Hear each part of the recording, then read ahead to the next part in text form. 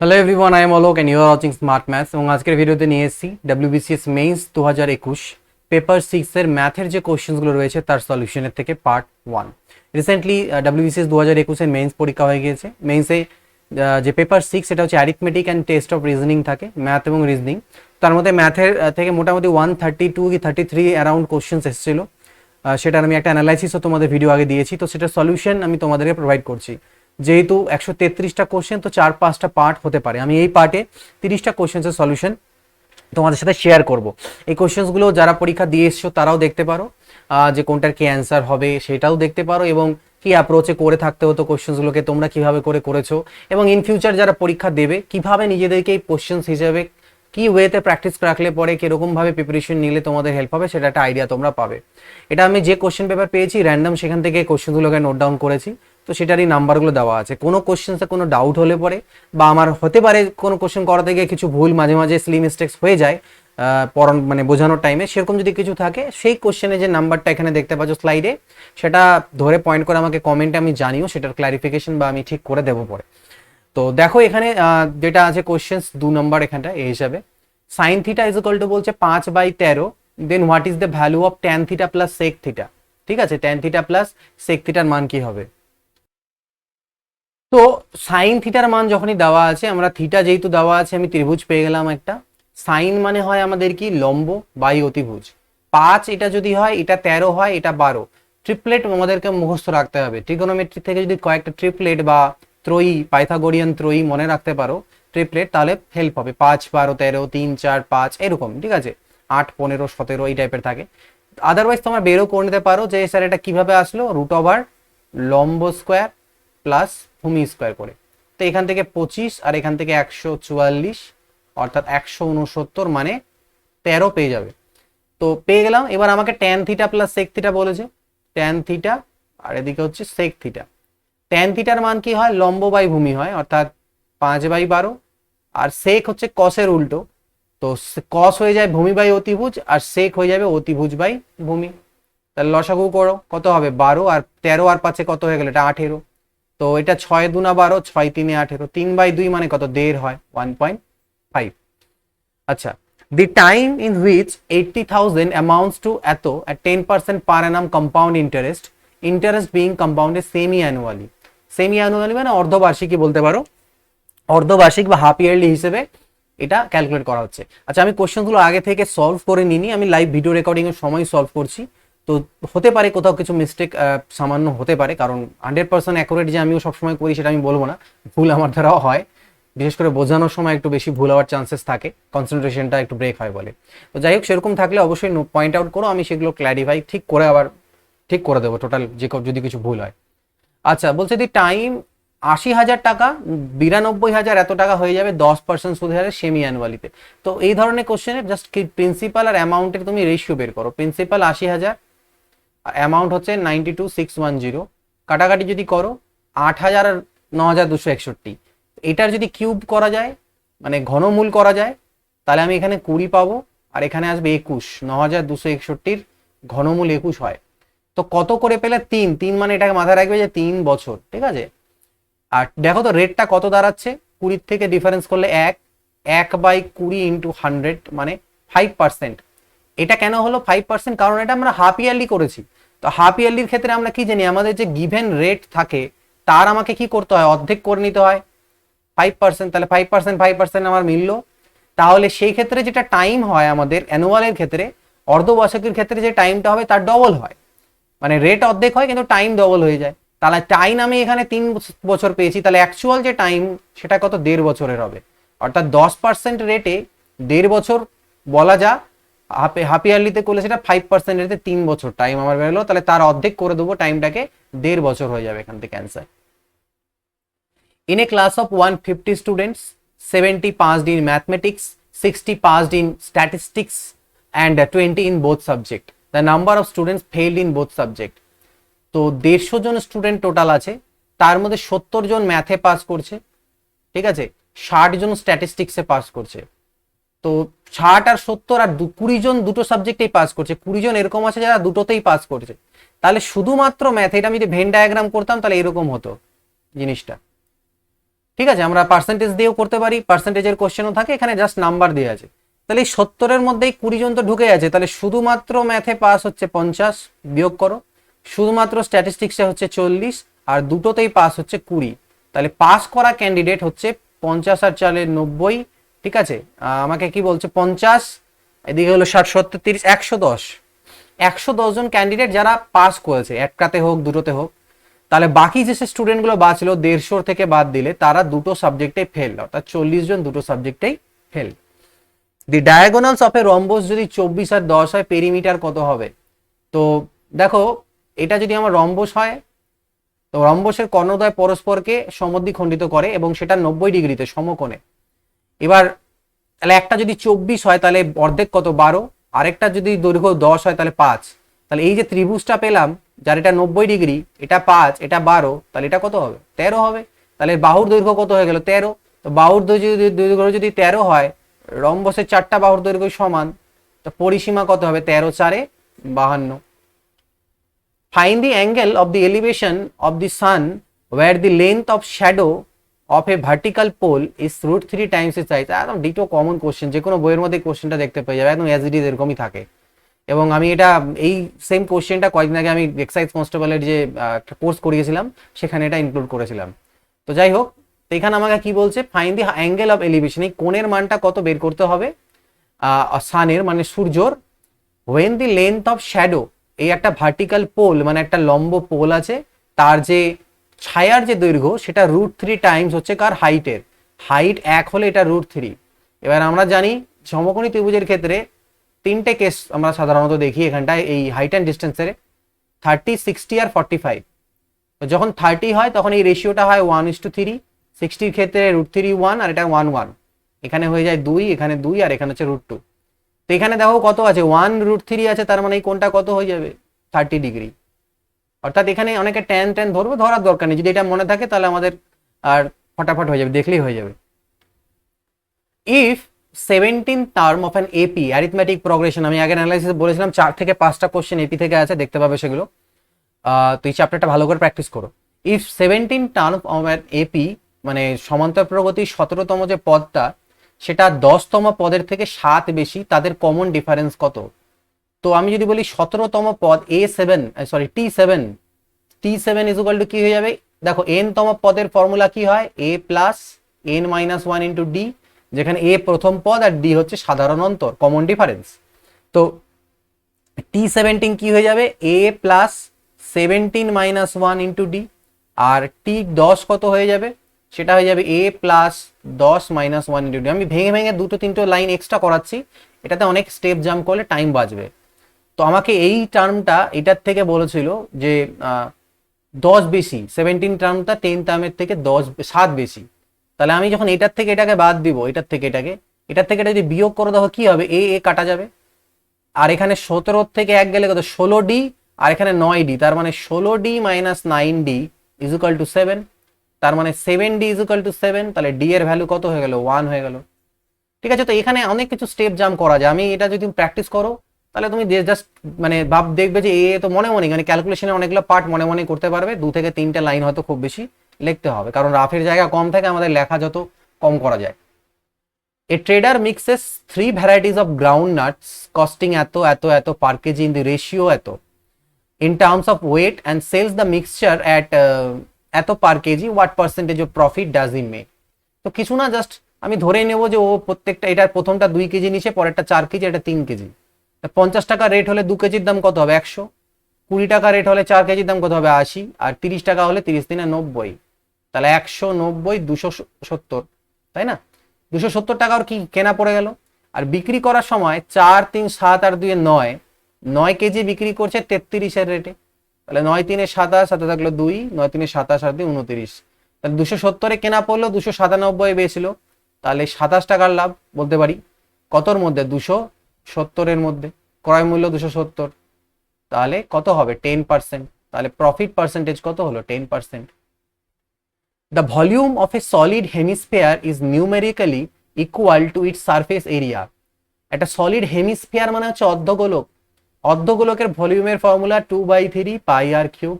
এটা সমান বলছে নিউমেরিক্যালি, মানে এককগুলো তো সেম হবে না, একটা আয়তন আর একটা ক্ষেত্রফল, কিন্তু মানটা সমান।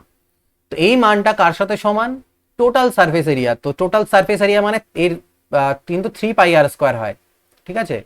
হেমিস্ফিয়ারের 3πr², 2πr² এটা, আর এই তলটাকে ধরলে 3πr, কারণ সলিড হেমিস্ফিয়ার বলছে তাই উপরের তলটাও নিতে হবে।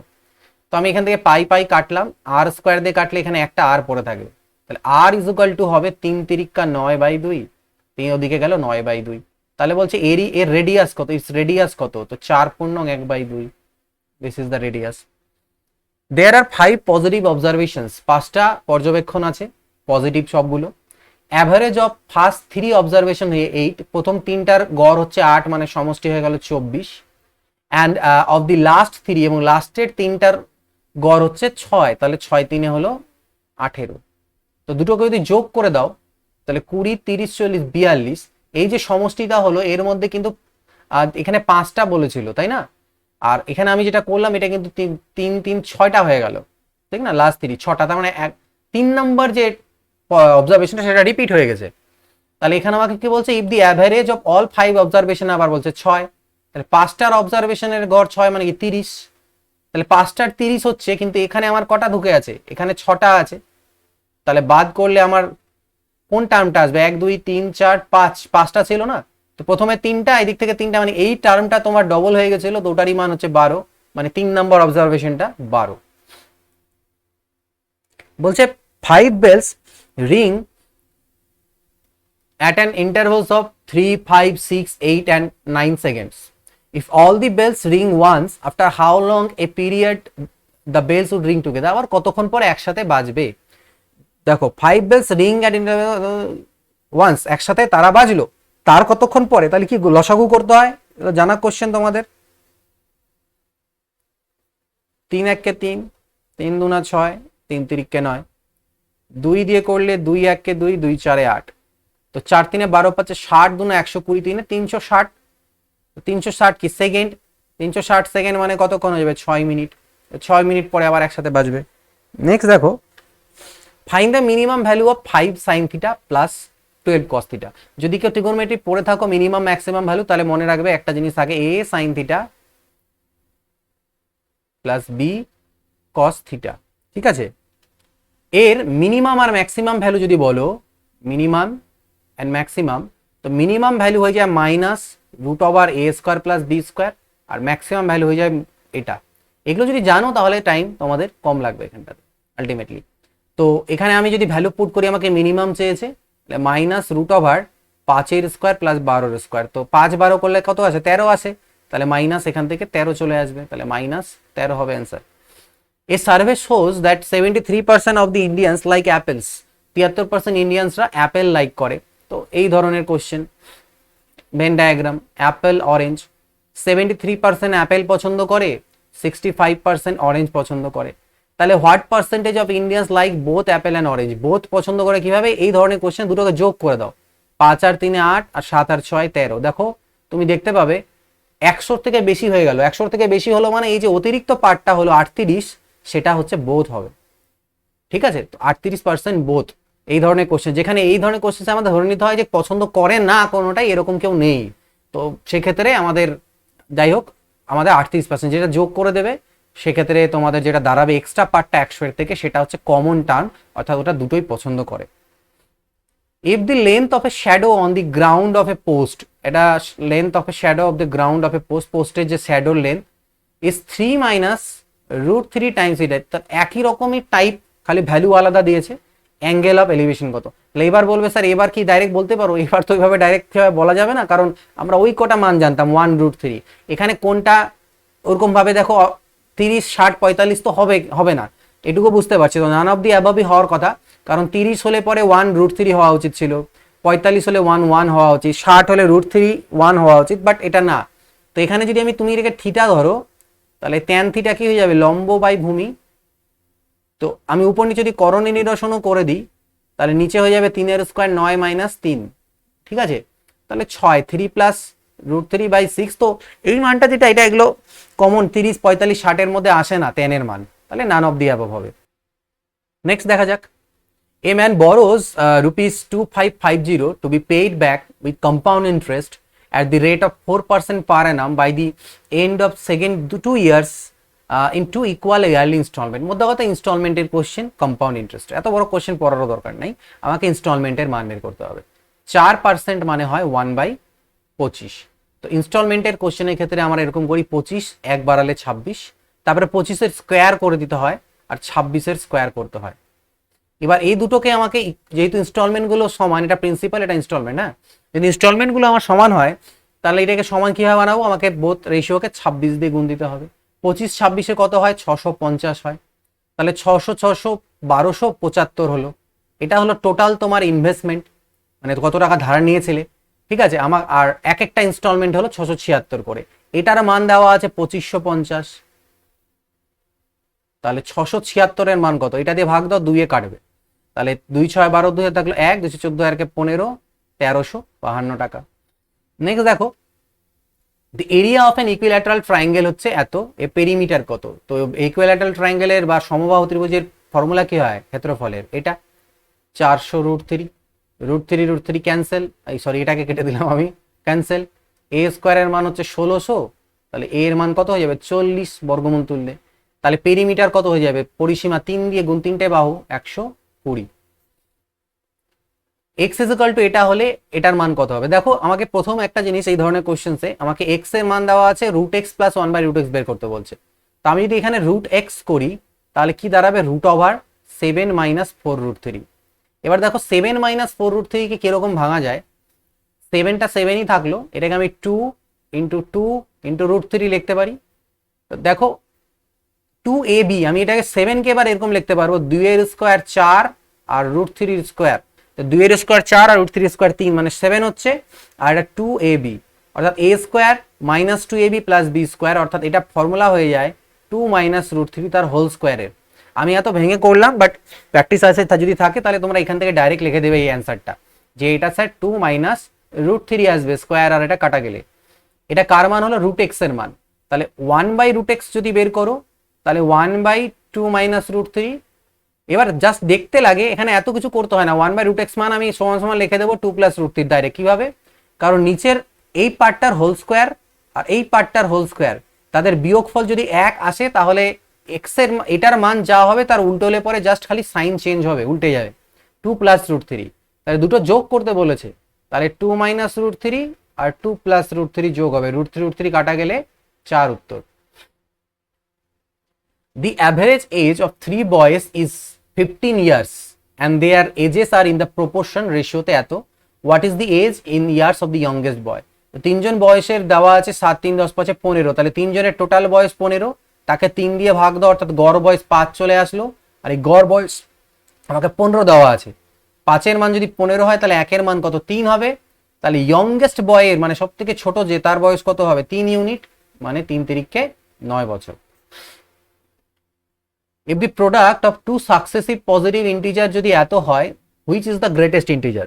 দেখো নিয়ম যদি আমি বলি, x × x + 2, পরপর দুটো পজিটিভ ইন্টিজার, পরপর দুটো পজিটিভ ইন্টিজার যদি বলি, একটাকে x ধরি পরেরটা x + 2 হবে, এটা 7 4 8 2।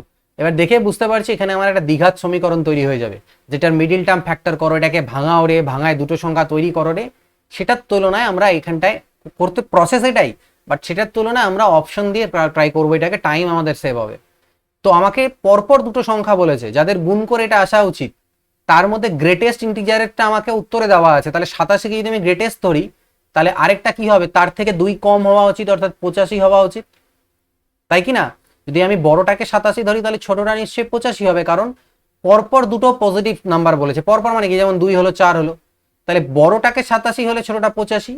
এখানে বড়টাকে যদি 82 বলি তাহলে ছোটটা 80, এটাকে যদি 84 বলে তাহলে 82 হওয়া উচিত, এটা হয়ে যাওয়া উচিত 97।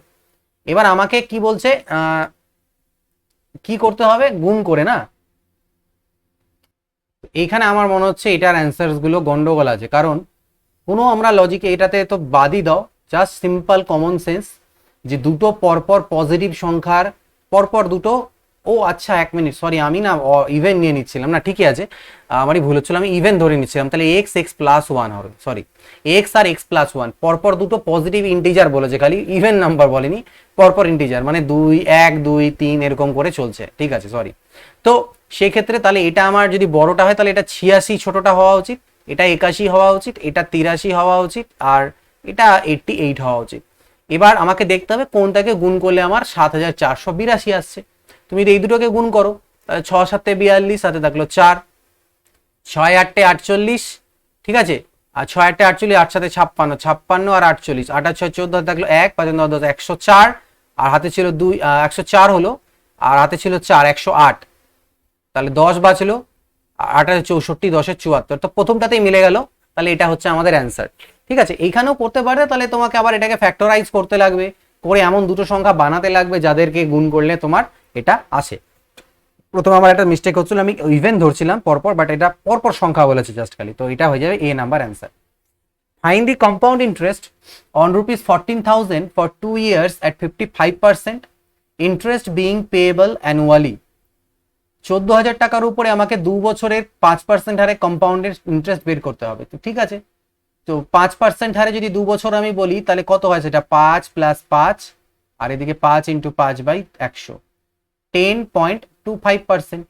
ওকে, তাহলে 14,000 টাকার উপরে 10.25% এর মান, দুটো জিরো অলরেডি কাটি, পয়েন্ট তুললে আরো 100 আসবে, একটা জিরো এখানে আবার কাটা দিলাম, 2 7 14, 2 5 10, 5 2 10, 5 5 25, 7 2 1400 আর 35, 1435।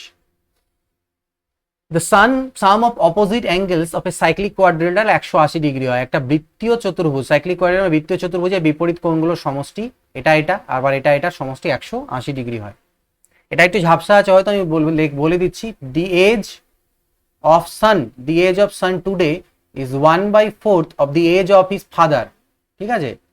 After 20 years age of father will be twice the age of son, twice the age of his son, the age of the father today।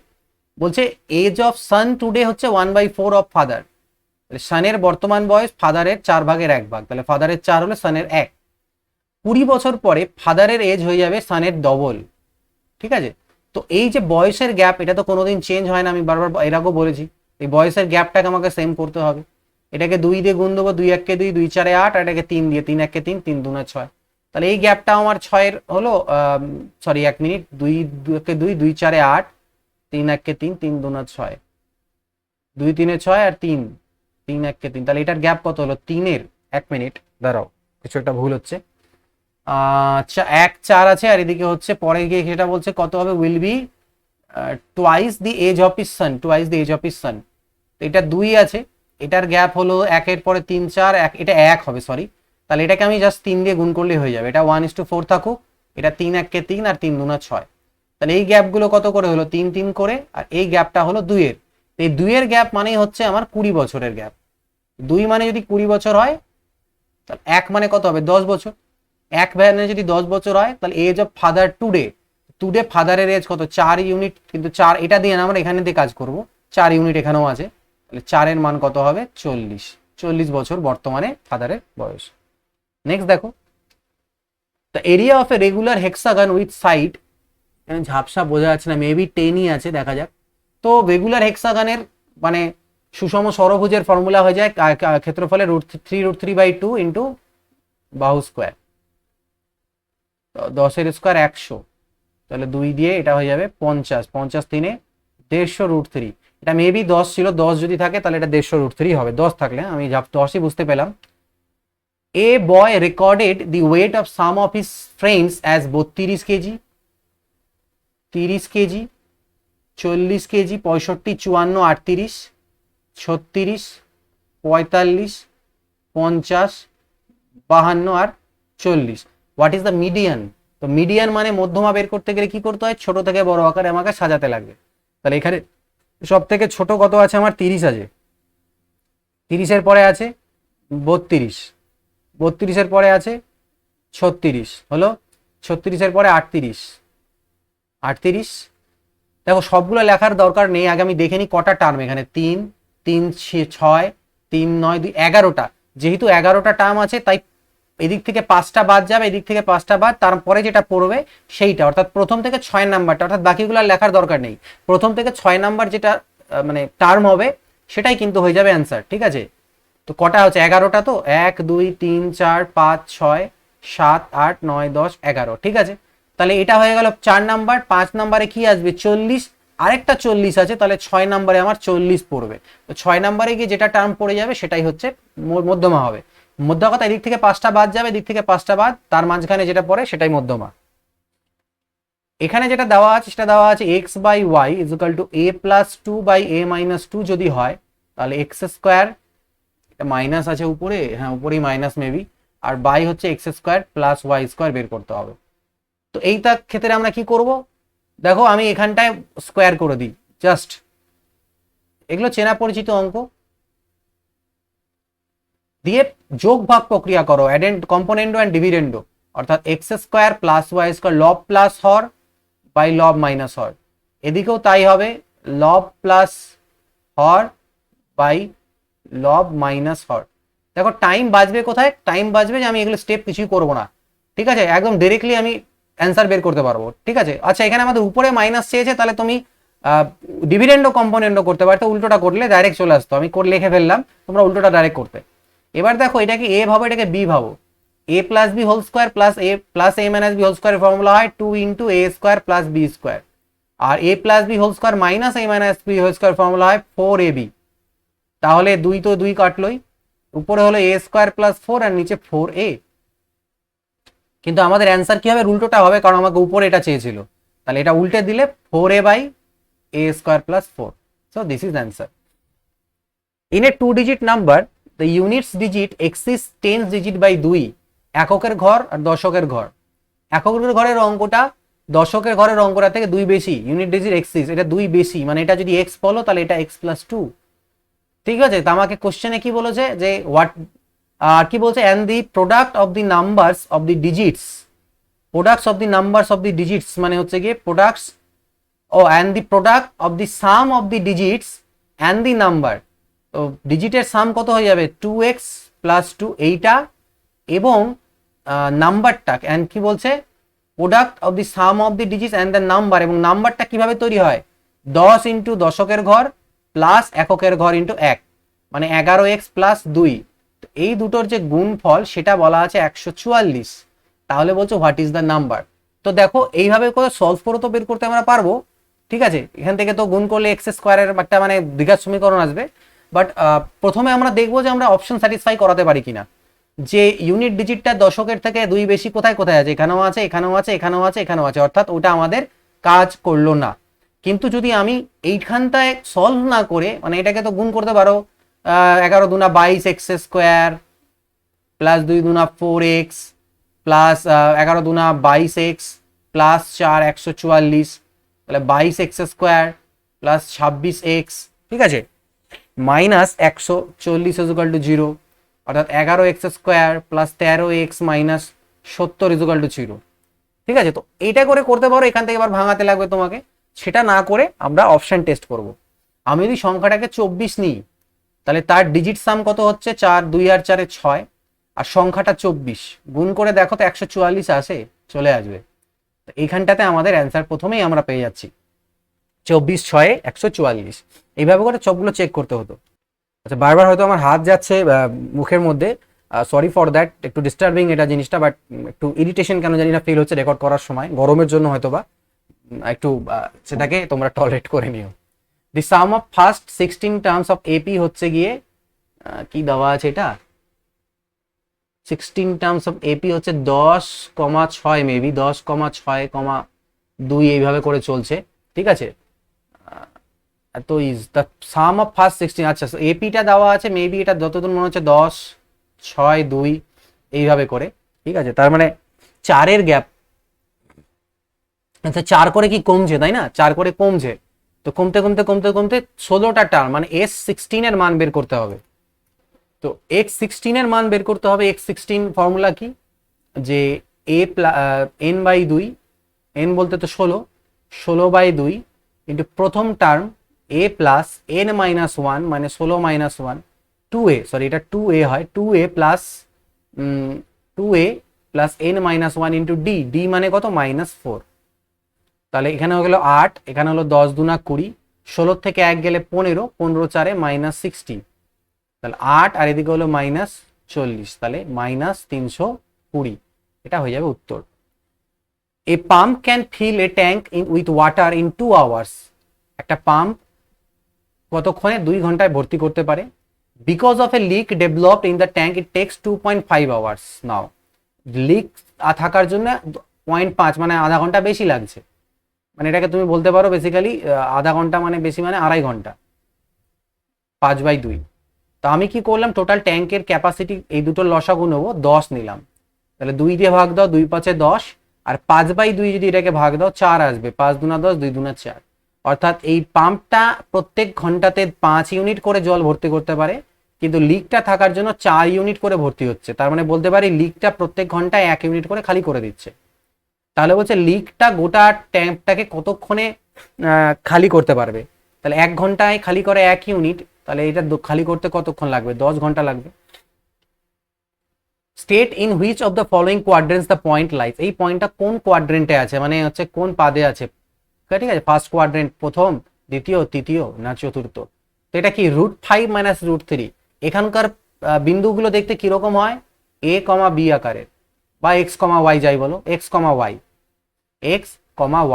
এখানকার গুলো কিরকম দেখতে হয়, -x, y, এখানকার বিন্দুগুলো কিরকম হয়, -x, -y, আর এখানকার গুলো হয় x, -y, এই আকারে, ঠিক আছে। তো এখানে আমাকে দেখতে লাগবে ভ্যালু 5-এর ভ্যালু কত, √5 এর মান কত।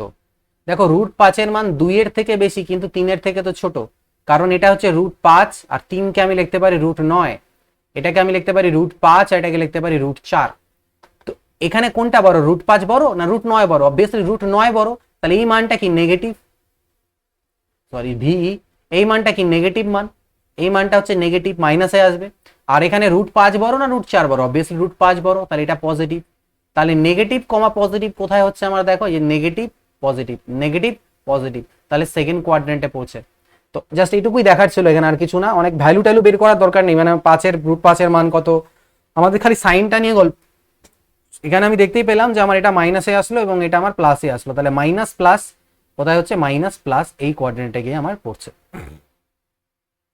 The roots of the equation, এই ইকুয়েশনের রুট গুলো কত কত, তো পি কিউ এরকম আছে, এই ইকুয়েশনের রুটস গুলো দেখো অপশন স্যাটিসফাই করে চেক করলে আই থিঙ্ক বেটার হবে। যে বা আমরা এক কাজ করতে পারি, পি কিউ এর মানকে যদি আমি এখানে ধরে নিই, অ্যাজিউম করে নিই, তাহলে পরে আই থিঙ্ক চলে আসতে পারে। পি কে 2 আর কিউ কে 1 নিচ্ছি, আমি জানি না, আমি ট্রাই করিনি আগে, আমি এখনই করছি।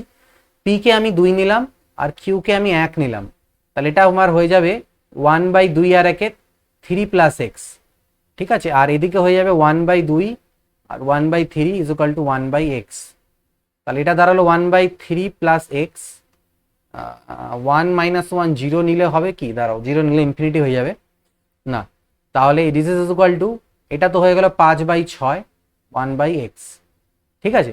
তাহলে আমার দাঁড়াচ্ছে, আমি তো লসাগু করে দিই, এটা 6x, তাহলে উপরে হয়ে যাবে 5x + 6, কোনাকুনি গুণ করো, এটা 5 × 3 = 15x + 18, আর 5x² + 6x = 6x, তাই না? তো 6x কাটা যাচ্ছে, 5x² + 15x + 18 = 0। তো কতর জন্য হবে এটা, 18 × 5 = 90, 10 9 না 3 6 18, আর ওদিকে 5 15 কি বানানো যাবে?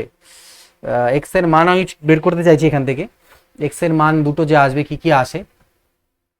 আচ্ছা, তো 3 × 2 × 3 × 5, আমাকে 15 যেন আসে বিয়োগ করে, তাই না?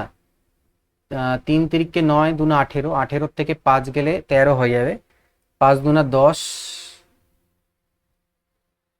আচ্ছা দেখো, এটা করলে আমাদের ক্যালকুলেটিভ হয়ে যাবে, এটা দরকারই নেই, আমি আরো ইজিলি আমার দেখে এখন চোখে দেখে উত্তরটা চলে আসলো।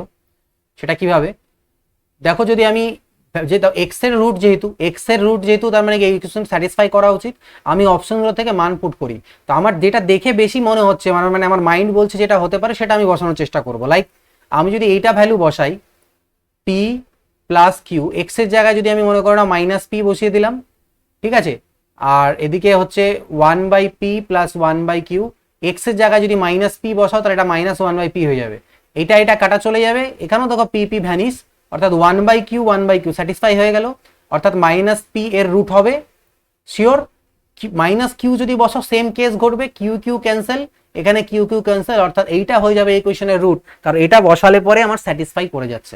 তো এটা করলে পরে টাইম আমাদের সেভ হবে এমনি সলভ করার থেকে। এমনি সলভ করতে গেলে অনেকটা টাইম লেগে যাবে, পিইটি দিয়ে একটা বড় ইকুয়েশন তৈরি হবে। তো এখানে আমার 30টা কোয়েশ্চেন ছিল, 30টা কোয়েশ্চেন্সের সলিউশন প্রোভাইড তোমাদেরকে আমি করলাম। নেক্সট পার্টে আরো চেষ্টা করবো 30টা, 2 থেকে 3 দিন টাইম লাগবে, কারণ এটা সম্ভব হচ্ছে না যে আমি একদিনে সবটা দিয়ে দিই। আমি অল্প অল্প করে তোমাদের সলিউশন যখন যেরকম পাচ্ছি দিয়ে যাচ্ছি। এই ভিডিও দেখার জন্য অসংখ্য ধন্যবাদ। কোথাও যদি কোনো ভুল ত্রুটি থেকে থাকে, ভুল হতে পারে, হয়ে যেতে পারে, অনেক সময় বোঝানোর সময় সিলি মিস্টেক্স, পরীক্ষা তো আমার হয়ে যায় 1-2টা সিলি মিস্টেক, এটা আমি মানছি। যদি ওরকম হয়ে যায় তাহলে আমাকে অবশ্যই কমেন্ট করে তোমরা জানিও। লাস্টে যখন সবগুলো পাঠ হয়ে যাবে, যদি ভুল থাকে আমি কারেকশন করে প্রোভাইড করে দেবো। তবে যুক্তি সহকারে কমেন্টটা করো যে স্যার এটাতে এটা ভুল আছে। অনেকে দেখি আবার মানে নিজেরাই দৃঢ়বদ্ধ থাকো, আগে যা রিসার্চ করে নেয় না। আগের দিন কনস্টেবল একটা ভিডিও দিয়েছিলাম, একটা ছোট্ট অ্যাকচুয়াল ছিল, সেটা ভুল নেই, কিন্তু সে তার কথাতেই মানে কমেন্ট করেছে যে না এটা এটাই হবে, দেখে বোঝা যাচ্ছে, বাট সেটা অ্যাকচুয়ালি ভুল ছিল না। ওই 100 ঘন দশমিক সেন্টিমিটারের একটা কোশ্চেন। যাই হোক, তো যদি কোনো তাও মিস্টেক থেকে থাকে অবশ্যই কমেন্ট করে জানিও। এবং এই অ্যাকর্ডিং প্র্যাকটিস করো, অ্যাডভান্স ম্যাথসের থেকেই প্রচুর কোশ্চেন্স আছে, অ্যাডভান্স ম্যাথসটাকে একটু তোলার তোমরা চেষ্টা করো। নেক্সট ভিডিও খুব শীঘ্রই দিয়ে দেবো। Good bye, take care and always keep practising.